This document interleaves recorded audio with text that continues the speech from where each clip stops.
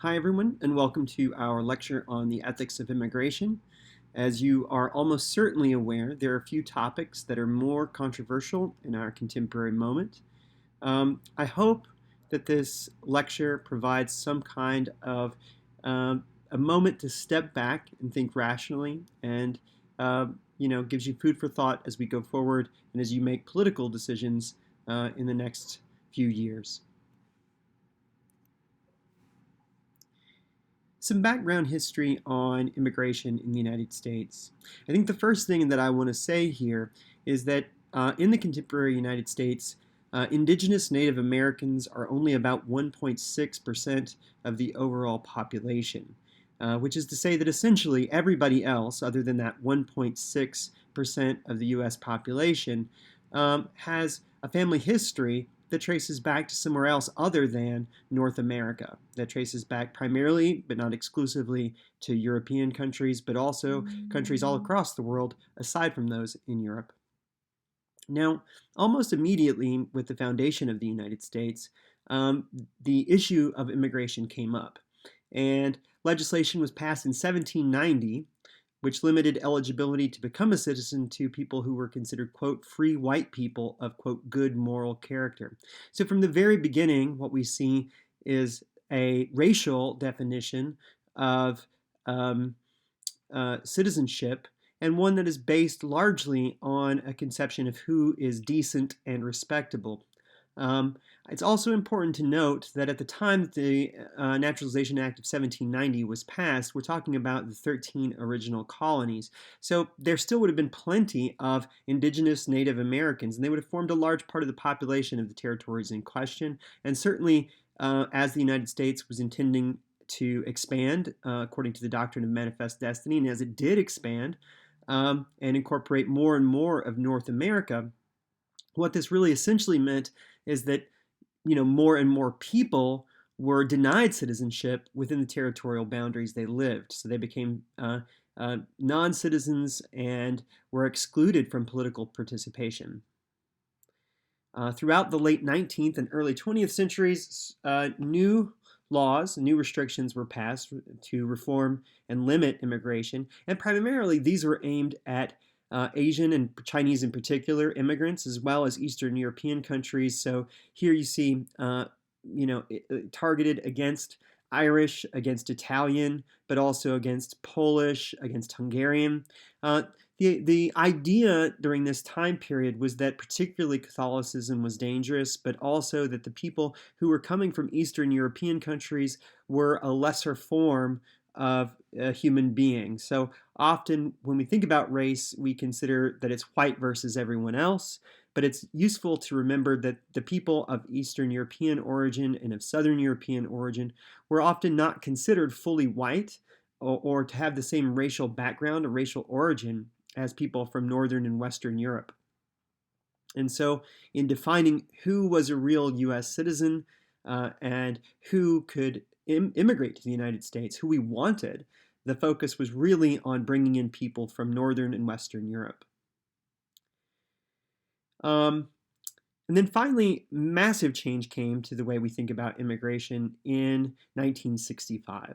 So in 1965, there's the passage of the Immigration and Nationality Act, and here we see a new set of priorities placed on U.S. immigration, the removal of those kinds of racial definitions of who belongs and the targeting of specific countries in the way that had been done in the past.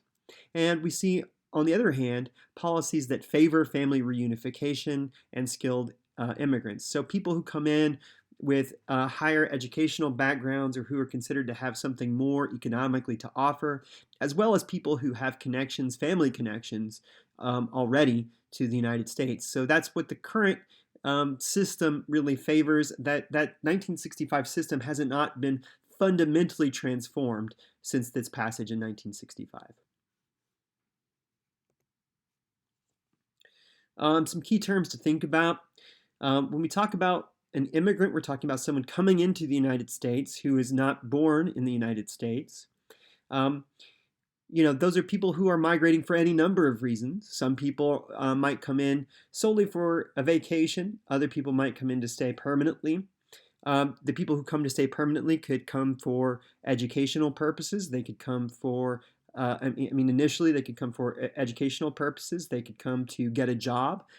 Most often, if you're going to come for legal immigration into the United States, it requires that you have a green card sponsor. So there must be somebody here who wants you to work for them. That's how it sort of focuses on skills and education, is that the employer needs to say that you are the person they want and need, and then you have a green card sponsor. In terms of other key terms, when we talk about deportation, deportation means the formal removal of someone of a foreign nationality from the United States. So that's a legal process. Typically, it requires some kind of court order or legal action. So, and often when we think about deportation, what we really are referring to are people who already have residency in the United States. So that might be different from what in legal terms would be called return. Return would be a case where a person has no sort of residency in the U.S., so they're not being removed from the United States, as the term would be put, but they're being returned. So those are people, especially from Mexico and Canada, if they are found to be in violation of visa, or if they have crossed the border illegally, those people will be frequently simply removed without significant court proceedings. Then we have the idea of a refugee, and this is probably the most controversial aspect of contemporary immigration, is who constitutes a refugee and what really is good grounds for asylum. According to the U.S. government, a refugee is, quote, someone who has fled from his or her home country and cannot return because he or she has a well-founded fear of persecution based on religion, race, nationality, political opinion, or membership in a particular social group. So the idea then is that you have to be in some way in fear for life or persecution in your home country based on who you are. And that's supposed to be, from the standpoint of the U.S. government, the meaning of a refugee. Now, of course, there is a little bit of a problem here. We can consider, say, for example, many of the contemporary cases of people who are seeking asylum in the United States are fleeing home country due to, say, gang violence or drug cartel violence, or just incredibly poor economic prospects that are so bad that they might literally starve.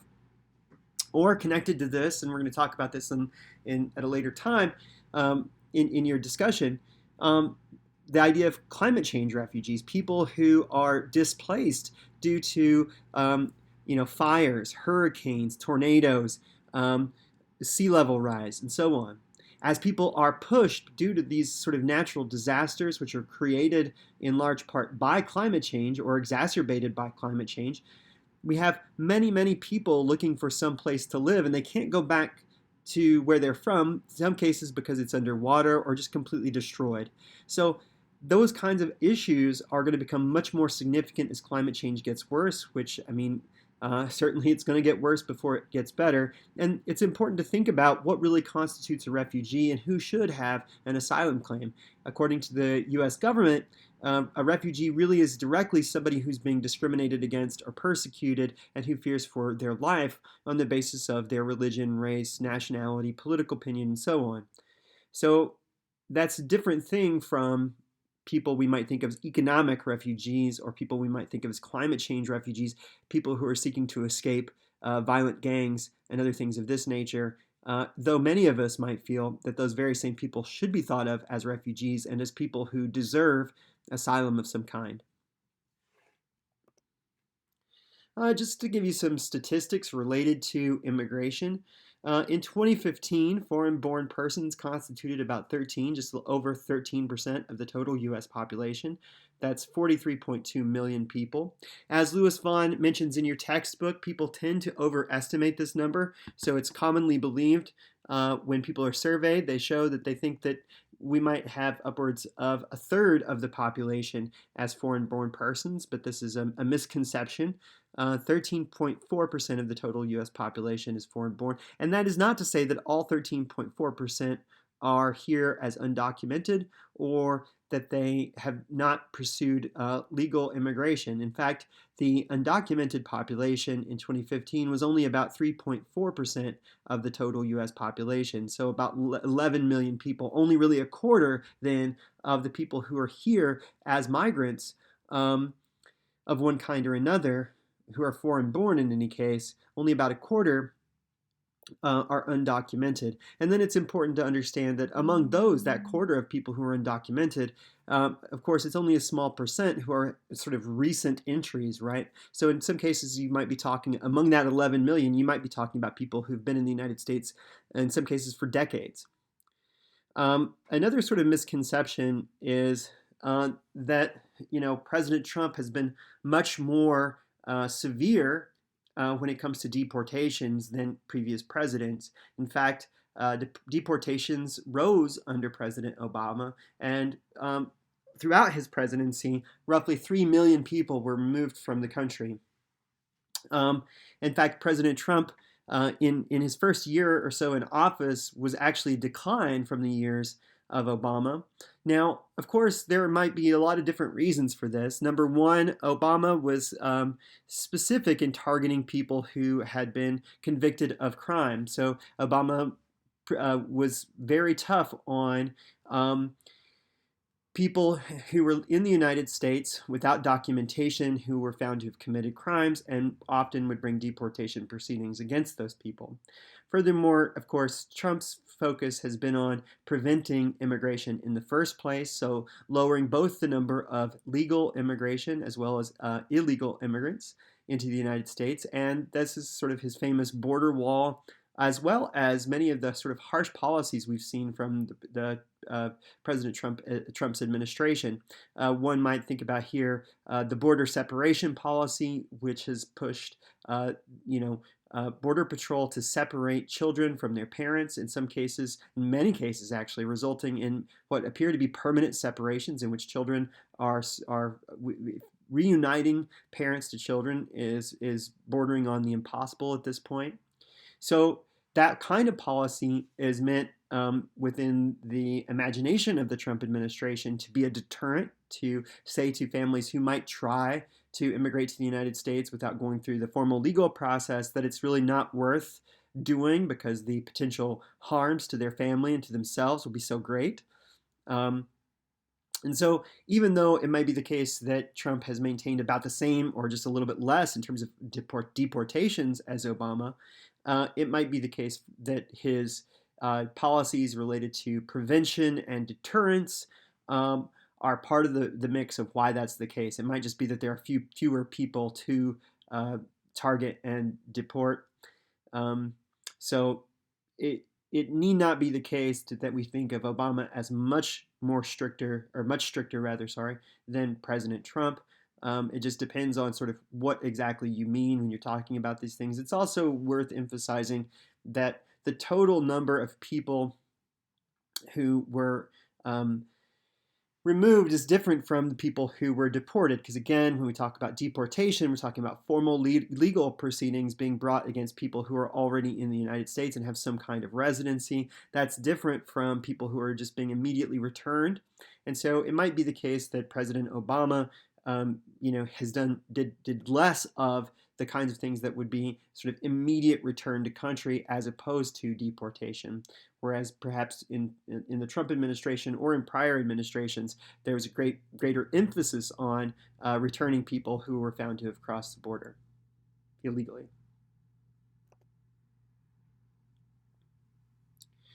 Now, a big part of the debate around immigration can be seen from a moral point of view to rest on the question of cosmopolitanism. The word cosmopolitan or cosmopolitanism comes from a Greek word for citizen of the world. And that was a term first coined by the Cynics. And their point was to criticize convention, to criticize parochialism, to criticize xenophobic prejudice. They saw themselves as having a shared humanity with every other human being. And they thought that everyone should live according to what they considered the natural law, as opposed to, which is obviously something we've already discussed to some degree, as opposed to the law of any particular city-state. So rather than being a citizen of any particular city-state, they viewed themselves as citizens of the world who obeyed the laws of nature, as opposed to the conventional laws of humanity, of human beings. Now, in contemporary debates, it doesn't quite have that meaning, although it certainly does still mean the idea that there's a common and shared humanity. And that really translates into the idea of moral universalism. And this idea of cosmopolitanism and its connection to moral universalism, really, in our contemporary way of thinking, goes really back to Kant. And with Kant, we know, of course, we have specific duties and obligations that apply to everyone equally, and that's the sort of basis for Kantian thinking. Remember, it's about, can I universalize my maxim? And so the cosmopolitan takes that very seriously, and emphasizes then that we have obligations to people all around the globe who are not members of our community. So people who do not belong to our family, people who do not belong to our kin group, who don't belong to our city, our neighborhood, people who don't belong to our country or state, but people who live anywhere. I might have actual moral obligations to people who live in China or people who live in Kazakhstan. And those moral obligations are taken very seriously by the cosmopolitans, especially in the contemporary discourse, because we live in a globalized world.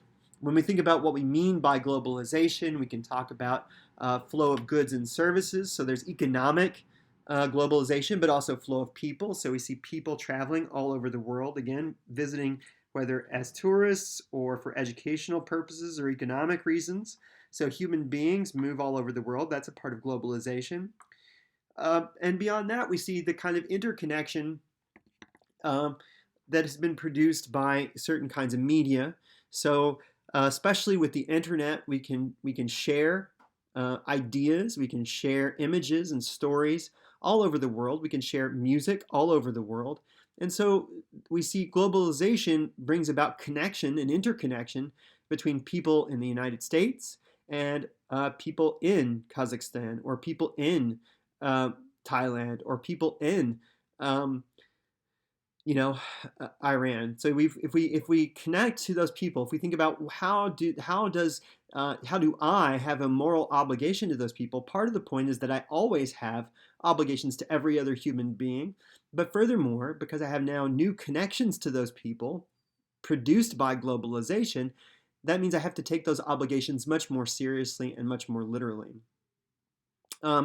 Peter Singer, who we've already discussed here and there from time to time, Peter Singer has produced an argument that at the end of the day, we actually, most of us, owe significant parts of our income to the world's poorest. So he would say those of us who live in relative affluence have a moral duty to donate to humanitarian organizations to help the world's poorest, particularly people who are starving. So from his point of view, though there is such a thing as poverty in the developed world, he considers that mostly relative poverty. That is to say, the people who live in the developed world largely have their basic needs met, whereas he thinks people in the underdeveloped or undeveloped world do not have their basic needs met. And until they do, those of us who are living in luxury should sacrifice our luxury for humanitarian reasons, in order to alleviate the poverty and help to meet those people's basic needs. And you could see then the idea that we have such a duty to other people beyond our home territory, beyond our family, beyond our friends, beyond our kin, beyond our small cities and communities. If we have duties to human beings all over the world, it might be that for the same reason, not only do we owe aid all over the world, but furthermore, we owe safe harbor to people and economic opportunity to people. And if that's true, then you can understand allowing immigrants into the United States as part of a cosmopolitan concern for poverty-stricken people globally. So the thought is the developed countries have a duty we might say of hospitality, and a duty maybe even of rescue, to allow people who are not doing so well into the United States in order to improve their prospects. You could compare this. Singer himself uses the idea of saving a drowning child. And he says, look, if it's going to ruin your suit, that's not a sufficient reason not to jump in and save the drowning child. Or if it's going to ruin your shoes, that's not a sufficient reason not to jump in and save the child. Or if it's going to make you late to work, that's not a sufficient reason. So he says you have a duty to rescue people who are starving. You have a duty to rescue people who are going to die otherwise. And that's why he thinks you have to sacrifice luxuries to help people around the world even. In a similar vein, you could say if somebody's drowning and you have a lifeboat, right? You have a duty to let those people onto your lifeboat. So another way of thinking about it from an immigration standpoint would be that these are people in severe duress whose lives are under threat in many cases. And don't you have a cosmopolitan duty, it might be argued, to allow those people on board, to grant them safe harbor, and to provide them with economic opportunities in your home country, which is developed.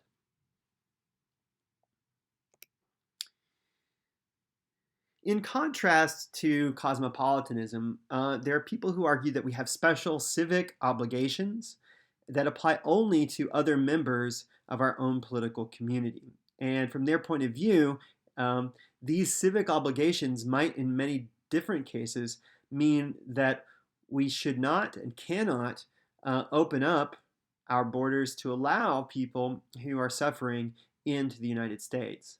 And that is particularly because it might cause some kind of harm to the home community. And so our obligations to other citizens from this point of view strongly outweigh whatever obligations we might have to other people around the world, other kinds of humanitarian obligations we might have. Now, I think somebody who's being, shall we say, rational will have to admit that you do have some strong humanitarian duties to suffering people around the world. And they're just that's a hard thing to argue against.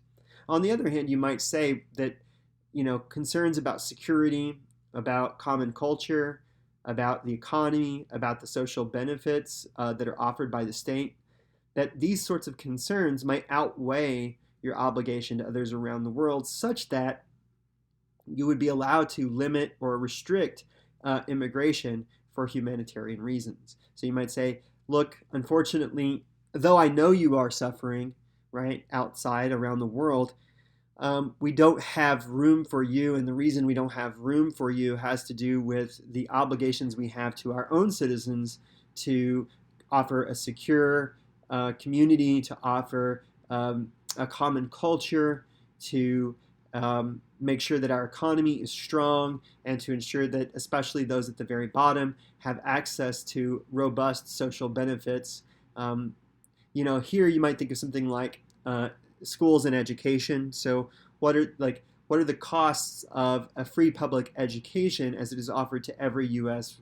citizen, but also every U.S. resident? So non-citizens also have access to public education. So if that's the case, possibly it means that more money is spent on education than otherwise would be, and that the students who are being educated are receiving less resources than they otherwise would, because there are people receiving those resources who wouldn't be there were it not for immigration. Now, I should say about all of these different questions, a person might have legitimate empirical reasons to reject them. So, for example, you might say that it's just not the case that immigrants pose a security threat or a greater security threat than people who are already in the United States. So you might say, actually, when it comes to, say, terrorism, that more acts of terrorism are committed by citizens than non-citizens within the United States, within the borders of the United States. Or when it comes to questions of culture, you might say, well, I actually think that a multicultural society that values diversity is better than a monocultural society that rejects diversity. Or if it's the economy, we might make disputation about so some people claim that immigrants pose kind of harm, economic harm, that they one thing we're going to talk about in just a minute is that possibly they depress wages for those at the bottom. There might be other economic harms that you say are caused by immigrants. I will say economists largely disagree with this view and mostly argue that there are significant economic benefits for everyone in the host countries. some recent things to think about, or even things that are pretty close to home, consider that depressed communities that are losing population, such as, for example, Buffalo, might actually have a great deal of economic invigoration when immigrants come in. So that increases the population, means that there are jobs for teachers, but also means that there are people seeking work and looking to buy and participate in commerce. So overall, it might be the case that immigrants provide more benefit to the economy than any kind of drain. Now, of course, there are two sides to any of these things, and you really need to look through the statistics and the data and get a sense for how they are calculated to understand sort of at the end of the day what you think. But the important point is to see that any one of these things might be challenged. And finally, if we look at the social benefits side, so many people falsely believe that immigrants don't pay taxes, and that's just not true. Aside from sales tax, which is the most obvious case, it just turns out that many forms of income tax are assessed on undocumented immigrants, often because they're using fake papers. So essentially, they pay taxes even though, due to having fake papers, they can't actually access the services. So they're a net subsidy. Economists believe that the subsidy to Social Security is huge. So in fact, it might be that immigrants, undocumented in particular immigrants, are subsidizing social benefits rather than taking away from them. So in any of these issues, right, there's empirical dispute, and we have to think about the empirical questions and really dig into the numbers to get us, and the data to get a sense of what's truly going on. But the overarching point is, while anti-cosmopolitan criticisms that focus on things like security, culture, economy, and social benefits are powerful, there are equally powerful, in many cases, rebuttals to those ideas. At the moral level, not on the empirical level, at the moral level, it's important to emphasize, though, that the final question that we really have to think about is, do we have special civic obligations to other citizens that outweigh our basic obligations to any other human being?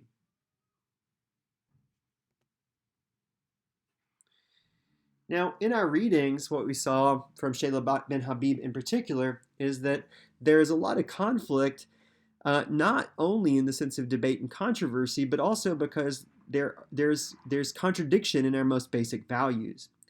To help us see this, she in particular looks to the Universal Declaration of Human Rights. And in the Universal Declaration of Human Rights, we have Articles 13 and 14 that grant individuals a right to move freely across borders for professional, economic, or personal reasons, and to seek asylum and refuge. So that would basically seem to suggest that everyone has a right to immigrate or to migrate however they please. On the other hand, that comes into conflict with the Article 21 of the very same Universal Declaration of Human Rights. The Article 21 tells us that all people have a basic right of self-government. So we would have to think about, how does this right to move as you please conflict with the basic right of self-government? Well, the way to see that is, it seems that a democratic group of people who are self-governing might have the right to determine who can come into their territory and share it with them, and under what circumstances they may join the community, right? So that's the right of self-government. At the same time, even as that exists, there's this other thing saying, look, you're free to move across borders and seek asylum and refuge. Both of those appear to be basic human rights. So how are we going to sort of make this conflict tractable? And unfortunately, it seems often we're just not able to do that. Now, Ben Habib herself makes an argument that all individuals have what she calls a universal right of hospitality, and here she's following Kant. Essentially, the idea is that if you are motivated by mortal concerns, so if your life is under threat in some way, such that you are willing to violate the laws to get where you're going, then you probably have a right of hospitality. That is, the host country has a duty to receive you and to receive you well. that would be this right of hospitality. The host country has a duty, the individual migrating has a right of hospitality. She goes further to argue that the historical independence of, or interdependence rather, of communities may impose further what she calls associative obligations. So you might have special duties of hospitality to people with whom you have historically associated. So consider, for example, the US and Mexico. You have a long and complex history of economic interdependence. You have the idea, the fact really, that the United States, in a war with Mexico, took over a significant part of Mexican territory. So, California, Texas, New Mexico, all of these territories belonged originally to Mexico. So perhaps it's the case that given this long history of economic, political, cultural interaction, of warfare, of territorial ceding, and so on, perhaps the people of the United States have special obligations to people from Mexico that supersede the obligations that they might have to just other people across the planet. So, maybe we don't have the same obligation to people that live in Poland as we do to people who are coming from Mexico. And that would be precisely because of the historical connection of the two communities. In fact, she will say that we have duties to people from Central and South America in particular, and particularly, especially to people who have lived in the United States long term and came as children. So she's particularly making an argument that the Obama era policy of deferred action to childhood arrivals, DACA, that policy was actually the right policy. And the reason for that, the reason she supports DACA is because she thinks we have special duties, special obligations to people who have been living in the United States for a long time, who came as children, and are our friends and neighbors, people we've gone to school with. Especially that's the case, she thinks, if those people come from communities that we have been in sort of long historical interdependence with, such as Mexico. So in all these cases, from the standpoint of Ben Habib, it turns out the people in question, the DACA recipients, she thinks have a right to be in the United States. They have a right to legal status, and she thinks they have a right, at the end of the day, to a path to citizenship. So those people, she thinks, particularly children who came to the United States and have had long-term residency since that time, she thinks should have a right to legal status and a path to citizenship.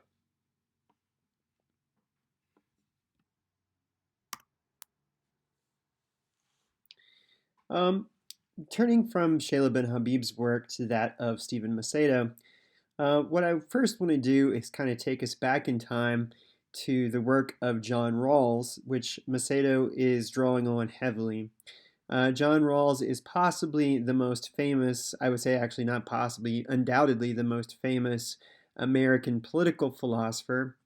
And Rawls used a sort of famous method, a well-known method, to kind of decide what would be a just society in the abstract. According to Rawls, a just society would be one that a rational, self-interested agent would choose from behind what he called a veil of ignorance. So the concept of the veil of ignorance is, imagine you don't know anything about yourself, whether you're male or female, what your race or religion is. Imagine you don't know anything at all about who you are and what sort of characteristics you have, about where you fit into society. And you're choosing from that position, from not knowing anything about yourself, what sort of society would be a fair, just society? What would be the one that you would want to live in? And ultimately, you are going to choose, because you are a rational, self-interested agent, you're going to choose one that you think will be the best for you. What's the safest bet, so to speak? And so when you're thinking about this from behind this veil of ignorance, Rawls thinks, what you see is that the safest bet has basically, in terms of choosing what society you would want to live in, that there are basically two principles that would constitute the kind of society you wanted to be in. The first would be equality of rights and liberties. So if you don't know who you are, if you don't know anything about yourself, if you don't know your sex or gender, sexuality, you don't know your race or religious background, you would want to live in a society of equal rights and liberties. Otherwise, you could end up being a member of a persecuted group. And you would rather not from behind the veil of ignorance, choose a society that persecutes some group of people and denies them equal rights or liberties, precisely because it could be you, right? Like, so if you chose to go into the society where some people had greater rights and liberties than others, you could end up on the wrong side of that. So what you would choose is a society with equal rights and liberties. And of course, when we think about equal rights and liberties, we have to think about that in terms of the compatibility of my rights with other people's, right? So yes, it's true, we both want as much freedom as possible. Each of us wants as much freedom as possible and to do as much as we can to get to have all the rights we possibly can. But some rights, of course, are incompatible with other people having equal rights. And some freedoms or liberties are incompatible with other people having equal liberties. So we want we want a system of rights and liberties that guarantees to everyone the greatest amount of liberty, freedom, rights as possible, so long as it's compatible with everyone else having equal rights and liberties. Just below this, he considers questions about social and economic inequality. So would you choose to live from behind the veil of ignorance? Would you choose to live in a society that had gross economic inequality? And according to Rawls, you would never choose that. You would want a society in which you had a pretty good chance of being relatively well off.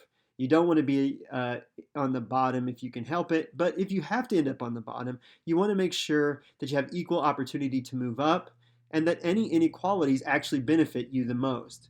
Consider, for example, doctors. It might be okay that doctors be paid more than everybody else because what that means is, of course, everybody else benefits from their services.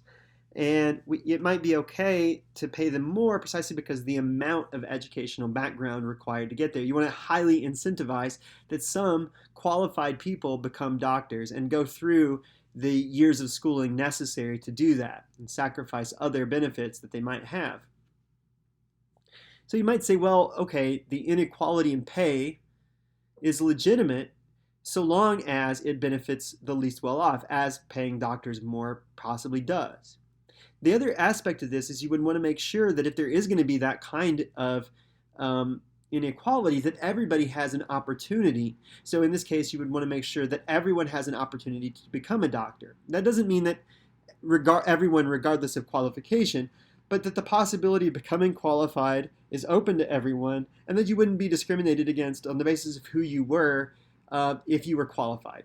So equal opportunity for all, and any inequality should benefit the least well off. And should benefit the least well off the most. So, it should be better for the people at the bottom if there's going to be any kind of inequality at all. According to Rawls, this is the only kind of society that a rational, self-interested agent would choose from behind a veil of ignorance. It's the only safe bet. Any other bet, one that would have great economic inequality, for example, you might end up on the wrong side of that great economic inequality, and you might be stuck there, right? If there's no equal opportunity. So from his point of view, this is the only society that a rational, self-interested agent would choose if they didn't know anything about themselves, from behind, as he puts it, a veil of ignorance. Now, the important point to see is that these principles for Rawls appear only to apply within society, not outside of it or beyond it. So the just society need not apply these same principles beyond its own borders. And in fact, that's the position of Stephen Macedo. From his point of view, the principles of justice identified by Rawls apply only within a political community. They are part of civic obligations we have to other citizens, as we discussed previously. So society must guarantee equal rights and equal liberties to all citizens, but need not guarantee equal rights and equal liberties to all people outside of the society. Further, society must have equal opportunity, and it must choose any inequality that exists must benefit the least well off the most. Now that applies within society, but not beyond it. So society need not, and a given society need not create opportunities for non-citizens to have paths to well-being, have paths to economic success, etc. So it need not be the case that it owe anything to those outside. In fact, Macedo will go so far as to claim that our civic obligations, generally speaking, outweigh our humanitarian obligations.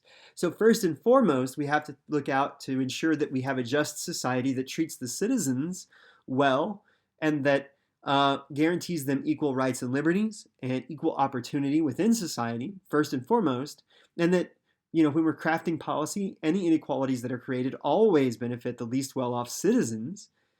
He says we have to look at that before we can even consider, right, any kind of humanitarian aid. So those sorts of things come first, and then we think about our duties and obligations to humanity beyond our borders or outside of our political community. So anytime we're thinking about immigration policy, according to Macedo, we should consider how the policies in question will impact the opportunities of citizens, and particularly how they will impact the least well-off citizens. And he thinks this is a matter of social justice. So that really takes us to the heart of his argument. You see in his title, he calls it Open Borders versus Social Justice. What's he saying? Well, he's saying that we have to consider social justice within society before we consider global justice more broadly. So social justice within society means that there must be equal opportunities, equal rights and liberties, and that the least well-off should always be benefited by any inequalities that exist within society. Thus, he writes, quote, "There are reasons to believe that the specific contours of American immigration policy over the last 40 years may have lowered wages, while also reducing support for more generous social provision targeted at low-wage workers and the poor generally. The greater ethnic and racial diversity associated with immigration may have lowered trust among groups and support for public goods provision. And finally, pro-immigrant workplace stereotypes may disadvantage Native workers, especially whites and African Americans." All right, so we really need to work through this step by step, but the overarching point is he's going to make the argument that we have a duty to consider immigration policy from the standpoint of the people who are least well off in society and think about the impacts it may have on those people and not only on the greater good. And if we think about how immigration, he thinks, impacts, especially contemporary immigration policy in the United States, impacts people at the bottom of society, he thinks it actually does them a lot of harm. So from his point of view, if you have mass unskilled immigration, that it has the side effect of lowering wages. It lowers wages because competition for unskilled low-wage work increases. Furthermore, he thinks, it reduces support for social benefits. So whereas if you look back to the 1940s, 1950s, there were these massive changes in the way the United States operated. And the New Deal basically meant that the United States was going to make sure that everybody had access to medical care. Everybody had access to Social Security. There was an emphasis on trying to have full employment. So these were really goals of government in the mid-20th century. And since that time, what have we seen? A step back from all of those ideas, a step back from all of those policies. So why is it that voters have largely decided that they don't have support for massive welfare programs? Well, I think he's going to say that voters more generally just do not want to pay through taxes, pay for social benefits that will be for people who are non-citizens. So it reduces support because people don't want to pay for non-citizens to have access to benefits. That, he thinks, means that if we look at the overarching situation, on the one hand, people at the bottom are having their wages depressed. At the same time, public support for helping them decreases. He also goes further to talk about the way that diversity in ethnicity and race might lower trust socially. So people might come to distrust their neighbors. And he refers to some social science research here that suggests that people have grown increasingly insular and distrustful of their neighbors in the last 40 to 50 years. So this kind of insularity, this kind of distrust and fear of the people around you, And this lack of community with them, he thinks, might be a result of racial diversity, a result of ethnic diversity, because people have some kind of inherent, rightly or wrongly, have some kind of inherent distrust of people who are not part of the same racial or ethnic community. And then finally, what we see is people have lower support for public goods provision. So, for example, parks or other roads, other things that everybody uses that are good for everyone. So they're not targeted at low wage people, but they're open to everyone, public pools and so on. All these things, it seems that people don't support precisely because, again, they distrust their neighbors. They feel insulated and isolated and want to remain insulated and isolated because they are feeling insecure due to ethnic and racial diversity, he thinks. And finally, he argues that it could be that stereotypes actually serve to disadvantage people he refers to as native workers. Here he doesn't mean Native American in the sense of indigenous, he means native in the sense of born in the United States originally. He says that people born in the United States might face stereotypes that disadvantages them, and he particularly points to whites and African Americans as people who might be considered to have entitled attitudes or to be lazy and so on. And these kinds of stereotypes might work against them, especially in low-wage environments. So if you believe that, quote, that people from Central and South America work harder, right? Then, and you're an employer, you might think, well, I'll take people from Central and South America over other workers who might be white or African American. This is the argument put forward by Macedo. Now, if we take all that into consideration and we think about that what we're seeking to do in society is have a just and fair society, and part of what that means is that inequalities have to benefit the people at the bottom, and policies should be aimed, generally speaking, to benefit people at the bottom. What does that tell me? Well, he thinks it means that we need some kind of limitation and adjustment to our contemporary immigration policy, particularly as it applies to people who come in with low skills. So people who would compete with other low-wage, low-skill workers in the U.S. marketplace.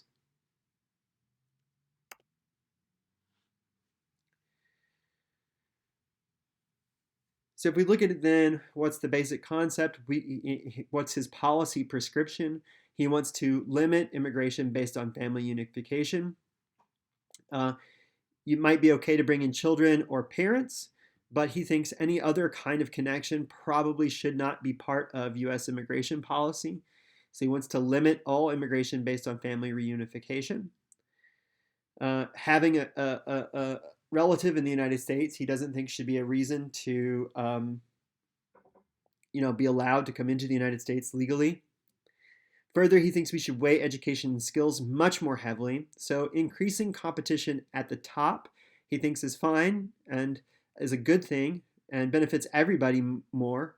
But increasing competition at the bottom is a bad thing and hurts everybody, and particularly hurts people who are, again, low skill, low wage workers. So I know I've spoken with people who work in trades previously, particularly building trades, construction workers, and so on. Often these people feel that there's unfair competition where people who are coming into the United States who are undocumented, they think basically displace whatever electricians and carpenters and so on within U.S. trades.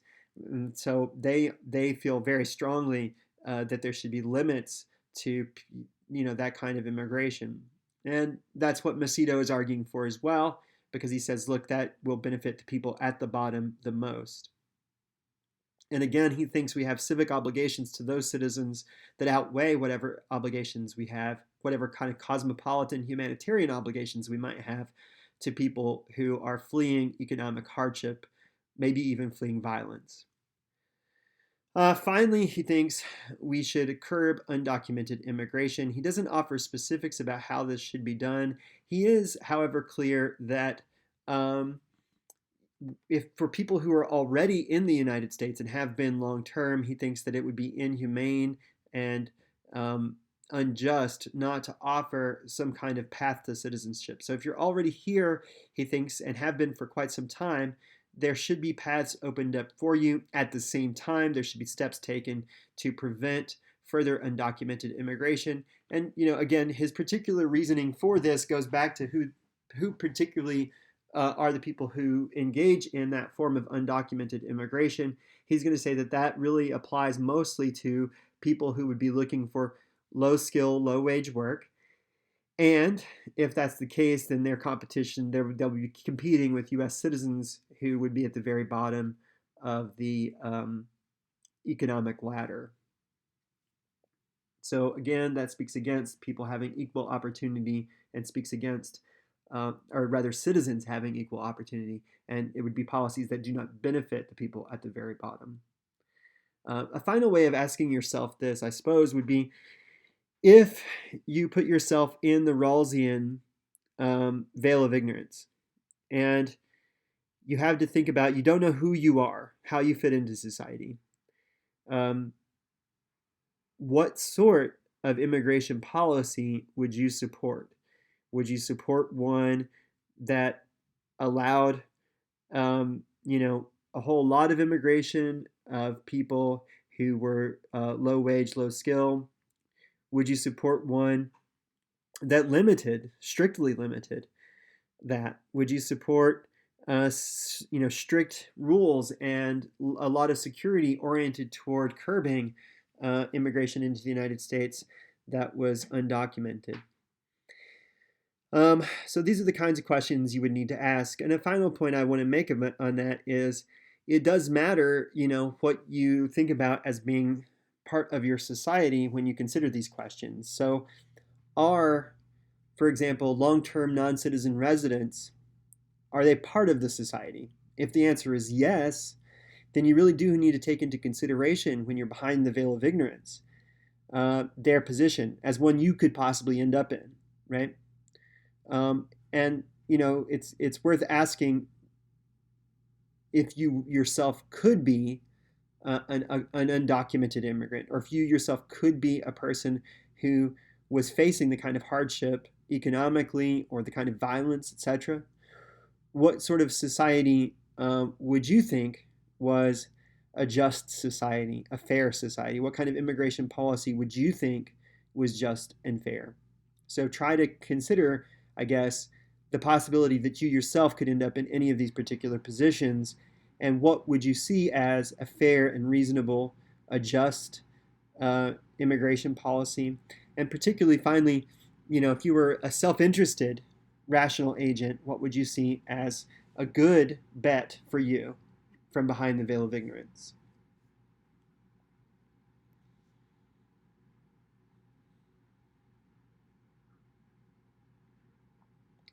Now, according to our reading from David Miller, he's going to make the claim and defend the idea that it is legitimate to have selection criteria, and some selection criteria that may seem more robust than you're used to, for determining who can come into any particular country, who can enter in as an immigrant. It's also worth noting that he's writing from the perspective of a citizen of the UK and not of the US. Now, he says that there are three contemporary pressures that have rendered the current debate intractable. So it's difficult for us to move it. People are taking up positions, and those positions don't really resolve the issues, and the debate doesn't seem to move forward. And the three big issues he thinks is, the first issue is that there's an increasing number of migrants from developing countries moving to the developed world, seeking economic opportunity, fleeing violence, fleeing failed governments, fleeing climate change, and so on. So there's a lot of people are moving from, another way of saying it is, from the global south to the global north. Simultaneously, just as those numbers are rising, we're seeing that populations in the global north are becoming increasingly unwilling to allow large numbers of immigrants. So Uh, at the same time as people are starting to come in, populations, and this is true, if we look at Australia, that's the case. If we look at Germany, that's the case. Look at Poland, that's the case. Look at the United States, it seems clear. So all across Europe, in particular, and in the former European colonies, it seems that there's a lot of antipathy toward immigration and increasing support for far-right governments that support very strict limitations on immigration. Finally, we see that human rights norms that have been kind of inculcated as common sense in the global population, and particularly in the developed North, those norms limit the ability of governments to control immigration. So, I mean, we can see this in the contemporary moment with the outrage about the Trump policy of child separation. Uh, why were people so upset? Well, it seems to most people to violate basic norms of human rights. And so people see that kind of action as just really beyond the pale. And that's not for me to say. I'm not trying to say that it's not. I personally feel that it is really beyond the pale. But the important point is that the kinds of action that a government might need to take to really control immigration, given the numbers of migrants, are seen by the world broadly and by citizens within the global North as shocking and as really violations of basic human rights. So these three different things: on the one hand, many migrants, reluctance of receiving populations coupled to human rights norms, all that, he thinks, makes it very difficult to move the debate forward and to find a way to create a fair, reasonable policy to handle immigration as an issue.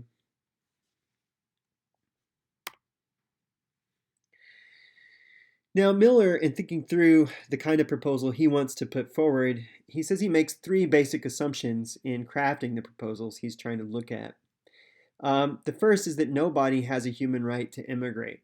So you have a human right to seek asylum and refuge. That might be true, but he seems to disagree with the Universal Declaration of Human Rights. No, you are not guaranteed, in his mind, a right to enter into any country whatsoever. Any country has a legitimate right to deny you status or to prevent you from coming in. More or less, it seems, regardless of why they do so. He will say that you have a weak cosmopolitan right to be given good reasons. So we'll come back to that in just a minute.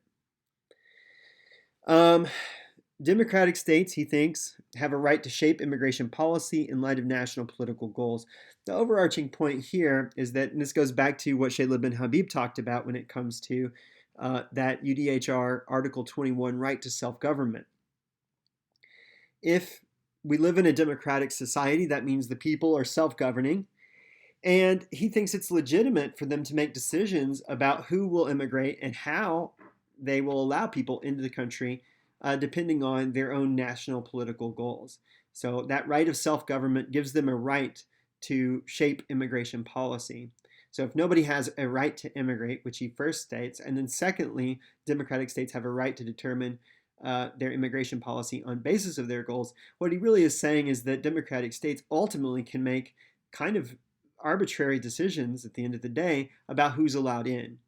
The only final point, the only limitation on that arbitrariness is that they have to offer good reasons and that the people are owed fair and equal consideration. So because all people are considered morally equal, they have to have equal moral consideration by individuals or states. So whatever claim that they come with, whether it's a claim of asylum as a refugee, or whether they're just seeking to improve themselves economically, professionally, or personally, that claim has to be considered fairly and equally. There must be some good and universal reason why, and that would apply to anyone, why they can't get in or why they are allowed in. And that's, he thinks, the minimal that is owed, and that's basically all that is owed to a claim made by someone to be allowed in as an immigrant.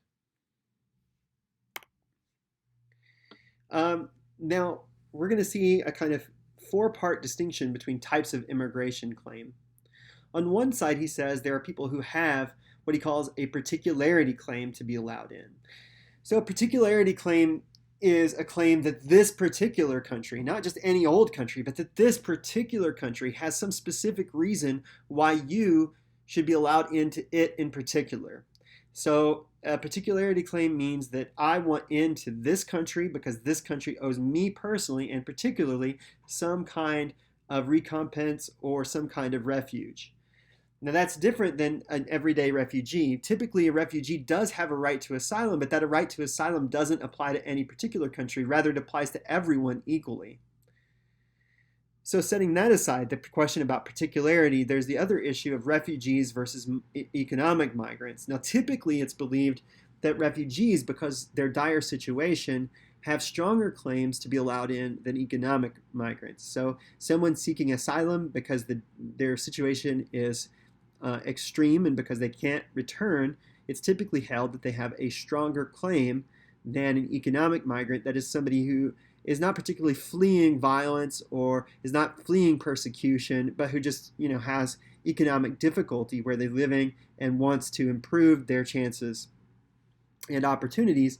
That's an economic migrant, and he thinks that an economic migrant might have particularity claims or might not. So then that's different from a refugee. Again, a refugee is someone who's seeking asylum because they fear persecution, they fear for their life or livelihood, they're under attack in some sense, or, as we talked about, a more expanded sense of refugee in which they might be fleeing persecution or violence or climate change or economic hardship, but it's not really based on who they are as a person or some particular violation of human rights. All right, so let's lay this out. He says there are 4 possible things, and he offers us a thought experiment to try and make us think about what we really do believe. So he imagines a refugee who has no particularity claim. So they make a claim that they want to come into the UK, the United Kingdom, and they have no prior history with the United Kingdom, such that the United Kingdom particularly owes them more than anybody else owes them. He imagines this person is a South Sudanese woman who's been very critical of the government and fears for her life if she stays in her home country. And so she's seeking resettlement, seeking asylum with the UK. All right, he compares that person to an Iraqi translator. So this is a person who, during the Iraq War, helped the UK, particularly soldiers with the UK, and who acted as a translator during that time, and who has since fallen on hard economic times and wants to move to the United Kingdom as an economic migrant to better themselves and increase their opportunities. Now his question is, all right, so that person has a particular claim on the United Kingdom because they've helped previously in the Iraq War, but they're not fleeing for their lives. They're not under any particular dire threat, and they're not in the world's worst economic situation. They just want to self-improve. So who has the greater claim on immigration? Who should we choose? Now, interestingly, he will say that so long as someone else can and will take the South Sudanese critic, if you had to choose one, and you could only choose one, he says so long as somebody else would take the South Sudanese critic, then at the end of the day, the particularity claim trumps the claim for asylum. So from his standpoint, the Iraqi translator should be allowed in over the South Sudanese critic so long as there's someone else who will and can take the South Sudanese critic to resettle them. Now, that's not the only consideration. There are further things we have to take into account. But from his perspective, that particularity claim has a lot of weight over the those who have no particular claim. Furthermore, he offers other important considerations that people might think should be used when selecting immigrants, and he offers some reflections on what that might look like. Firstly, we have to consider the refugee's need for permanent resettlement. So in general, it might be the case that a refugee is seeking temporary asylum, and any country, presumably, to whom they applied in a case of emergency should, of course, let them in, if for no other reason than that it's an emergency. On the other hand, it might be the case that that country who of initial or initial immigration doesn't necessarily owe them permanent resettlement. And from his point of view, it would make sense for, depending on other criteria, for a country to say, look, while I can offer you temporary asylum, at the end of the day, you're going to have to look for someone else, somewhere else to live permanently. And so that really has to do with the ability of a country to take in certain people for permanent resettlement and to the selection criteria that the country develops for itself on the basis of the way it looks at different kinds of claim. Let's see the relationship of the receiving state to the situation, and this really goes back to particularity claims. But for an example, presumably the United States, let's say, had a greater duty to receive people coming from the war in Vietnam, refugees fleeing the war in Vietnam, than they did to most other people around the world. So it would seem that it should be much more open and willing to bring in people who were fleeing the war in Vietnam, since the United States was a major participant in the conflict, the major participant in the conflict. That being the case, right, the United States should allow those people in a way that they maybe wouldn't if it were other situations, and place fewer and less strict criteria on who can come in those circumstances. Finally, he thinks likely economic contribution is something that's actually legitimate, even if it's the case of a refugee, something that's legitimate to consider. So from his point of view, yeah, okay, in the emergency case, you certainly have to bring that person in and at least offer temporary asylum. But furthermore, when you're considering permanent resettlement and when you're considering other claims, so beyond just the bare, can you get into the country to escape your own hardship and persecution, the next question he thinks is, well, what likely economic contribution are you to make? And he thinks that's a completely legitimate consideration and one that a society is justified in making, and will be part of the rationale and can be part of the rationale for either accepting somebody or rejecting them. Finally, he considers the question of cultural affinity, and for the most part, actually, he says that's not going to sort of function as a good reason. So that will just seem utterly arbitrary for the most part. The only way it would be is if there was sort of a general view of other countries that they would only accept people who met certain cultural or religious criteria. So for an example, if you're thinking about refugees coming out of Syria right now, he asks, would it be legitimate for the United States or for the United Kingdom to say, well, look, we're sort of largely Christian, so we will favor Christian applicants and claimants over Muslim or other non-Christian applicants or claimants. He says the only reason that would make any sense is if surrounding countries, other countries who are accepting refugees, wouldn't take those people. So if it was the case that surrounding Muslim majority countries said, no, we won't take your Christian refugees coming out of that Syrian crisis, that Syrian civil war, then the United States might be allowed to say, well, we'll favor people of this particular cultural group, or we have a special obligation to them because we share some kind of religious background, or people from the United Kingdom might have a similar kind of response. But for the most part, he thinks cultural affinity will not be a good reason to reject someone for immigration at the end of the day. That, he thinks, is a very arbitrary reason and doesn't constitute a good reason. So ultimately, what is his position? He says, quote, to sum up, selective immigration requires that states give reasons for the policies that they apply. And these reasons must relate to the legitimate purposes of the state itself as manifested in its other policy decisions. All right, let me stop there. What's he talking about? What's he saying? Again, this goes back to the idea that a democracy has a legitimate right to set national political goals and to shape immigration policy around the goals of the state. Generally speaking, what are the goals of the state?